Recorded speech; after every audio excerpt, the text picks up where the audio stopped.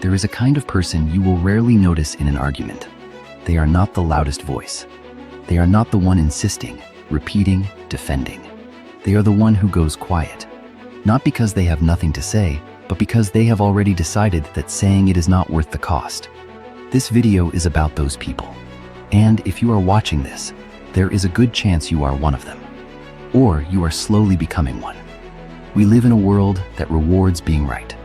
Social media rewards it. Workplaces reward it. Even families, quietly, reward the person who wins the argument, who proves the point, who walks away with the last word. Being right feels like power. And for a long time, most of us chase that power without questioning it. But there is a different kind of person. Someone who has argued and won, and felt nothing. Someone who has corrected someone and then sat alone afterward, wondering why the victory felt so empty. Someone who has, slowly and painfully, learned that being right and being at peace are not the same thing. And that when forced to choose, peace is the harder but truer path. This is not a video about being a pushover. It is not about silence as weakness or agreement as kindness. It is about something far more rare and far more difficult. The conscious, deliberate choice to release the need to be right, because you have realized that your inner quiet matters more than the other person's acknowledgement. Let's begin at the beginning. Most people who eventually choose peace were not always peaceful people. That is the part that gets overlooked. The ones who seem unbothered now, who nod slowly, who don't engage, who smile and let things go. Many of them spent years being very bothered, very engaged, very invested in every single argument. They know what it feels like to lie awake at night replaying a conversation, crafting the perfect response they should have given, feeling the heat rise in their chest when someone misrepresented them, dismissed them, or simply refused to understand. They have sent the long message. They have reopened the conversation that should have ended. They have fought for acknowledgement with the same desperation that other people fight for survival. And somewhere along the way, after enough of those battles, after enough sleepless nights and hollow victories and relationships quietly damaged by the need to be understood, something shifted. Not dramatically, not overnight, but slowly, like a tide going out, the urgency began to leave them. The shift usually begins with a single uncomfortable realization that being right, truly, factually, objectively right, does not guarantee being heard. And being heard does not guarantee being understood. And being understood does not guarantee that anything will change. You can win an argument completely. You can have every fact on your side, every logical point perfectly placed, every emotional appeal landing exactly where you intended. And the other person can walk away from that conversation having not moved a single millimeter from where they started. Not because they are stupid, not because they are evil, but because human beings do not change their minds in the middle of a debate. They change their minds alone, later, quietly. Or they do not change them at all. Once you truly understand this, not intellectually, but in your bones, the entire architecture of arguing starts to feel different. You start asking yourself, what am I really doing here? What am I hoping this achieves? And more importantly, what is this costing me? Because there is always a cost. Every argument, every need to correct, every insistence on being understood, there is something being spent.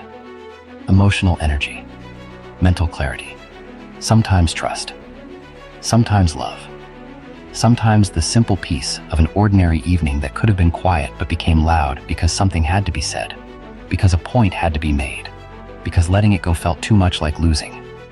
People who choose peace have learned to feel that cost directly. They have become sensitive to it in a way others are not. They notice the tension in their body when a conversation starts to escalate. They feel the weight of what it takes to prepare for another round of justification. And they have made a quiet, private decision. I am no longer willing to pay this price. This decision is not passivity. It is not indifference. It is, in fact, a deeply active and intentional choice. The choice to protect something inside yourself that no argument can touch. There is a concept in psychology sometimes called the letting go paradox. The idea that the thing you most need to release is often the thing you are most tightly holding on to. Not because it is giving you anything good, but because releasing it feels, in the moment, like admitting defeat. Being right is tied to ego, not in a shallow or shameful way, in a deeply human way. When we are right, we feel real. We feel seen. We feel that our perception of the world is valid, that our experience is legitimate, that we matter. And so when someone challenges us, when they dismiss our view, correct our memory, or simply refuse to agree, it triggers something that feels existential, something that whispers, if they don't acknowledge I'm right, does that mean I don't matter? People who choose peace have, usually through a long and quiet process, found another way to feel real, another way to feel that they matter, one that does not depend on the other person conceding, one that is not hostage to external validation. They have found it in their own sense of themselves, in something interior and stable, something that an argument cannot give and an argument cannot take away. This is not something that happens quickly, and it is not something that can be simply decided or willed into existence. It grows out of experience, out of watching yourself argue and win and feel worse afterward, out of noticing the relationships that survived because you let something go, and the ones that broke because you couldn't, out of sitting with yourself long enough, quietly enough, to ask, who am I when no one is watching? Do I need to be right even then? And if I do, what does that tell me? There is also something important about what choosing peace looks like from the outside, because it is often misread. When someone goes quiet in an argument, the person opposite them often reads it as weakness, as concession, as proof that they were right all along.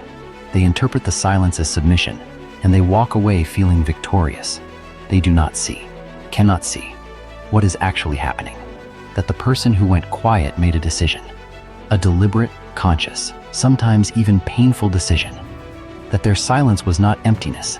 It was full of things they chose not to say, full of feelings they chose not to act on, full of a clarity that the louder person has not yet reached. This is one of the lonelier parts of choosing peace. You will sometimes be misunderstood. You will sometimes be seen as weak when you are, in fact, very strong. You will let someone believe they won when you know, privately, quietly, that winning was never the point. And you will have to be okay with that. You will have to be okay with being misjudged. Because the moment you start defending your peacefulness, the moment you begin trying to explain that your silence was actually a choice, actually a form of strength, actually something they should respect, you have re-entered the argument. The need to be right has simply moved to a new object. Now you are right about being peaceful, and you are back where you started. True peace does not announce itself. It does not need to be confirmed. It does not require the other person to recognize it. It simply exists, quietly, as its own reward. Let's talk about what this costs emotionally, because it does cost something. Choosing peace is not without grief. When you let go of the need to be right, you also let go of the hope that the other person will change. You let go of the dream that one more conversation, one more carefully chosen word, one more honest moment will finally make them see. That is a real loss. For many people, especially those who grew up in families where they were never truly heard, the fight to be right is also the fight to be seen. And releasing that fight means releasing something that may have been a lifelong need. There is grief in that, and it deserves to be named. The people who choose peace are not always people who feel no pain. They are people who have learned to hold pain without letting it drive their behavior. They feel the loss, they sit with it, and then, gently, they release it. Not because it doesn't hurt, but because they understand that holding on hurts more. If you are someone who is in the process of making this shift, who is learning, slowly and imperfectly, to choose peace over the need to be right, there are a few things worth knowing. The first is that you will slip. You will, especially in moments of exhaustion or old emotional triggers, find yourself back in the argument. Back defending, correcting, insisting. And when that happens, the worst thing you can do is turn that into another argument, this time with yourself. The shift toward peace has to include how you treat yourself in the moments when peace fails, with the same gentleness you are trying to offer outward. The second is that peace is not the same as agreement. You can choose peace and still hold your truth privately. You can let a conversation end without resolving it and still know, in yourself, what you believe. Peace is not a revision of your inner world. It is simply a decision about where you place your energy. The third, and perhaps most important, is that choosing peace does not mean choosing silence forever. There are conversations worth having. There are moments when speaking up is the loving, necessary thing. Choosing peace is not a blanket rule. It is a question you learn to ask. Is this worth my energy? Will this bring anything closer to the light? And you become, over time, more and more honest in how you answer it. There is a kind of freedom on the other side of this. Not a loud freedom, not a triumphant one, but a quiet, steady, almost unremarkable freedom. The freedom of waking up and not carrying yesterday's argument into today. The freedom of a conversation ending and feeling not empty, not defeated, but light. Simply light. The people who have reached this place did not arrive by becoming cold. They did not stop caring. They did not stop feeling. They simply redirected their energy away from the need to be understood by others and toward the much quieter, much harder, much more rewarding work of understanding themselves. They chose peace. Not once, but again and again, in small moments and large ones, in easy situations and agonizing ones. They chose it when it looked like weakness. They chose it when it cost them something. They chose it because they had finally understood, at a level beyond words, that the right answer in someone else's mind is worth nothing, and the quiet in your own chest is worth everything. If you are someone still learning this, still somewhere between the argument and the release, know that the fact that you are even asking this question means something. It means the shift has already begun, and it will not always be graceful, but it will be worth it. Because peace, real peace, is not the absence of conflict. It is the presence of something stronger than the need to win.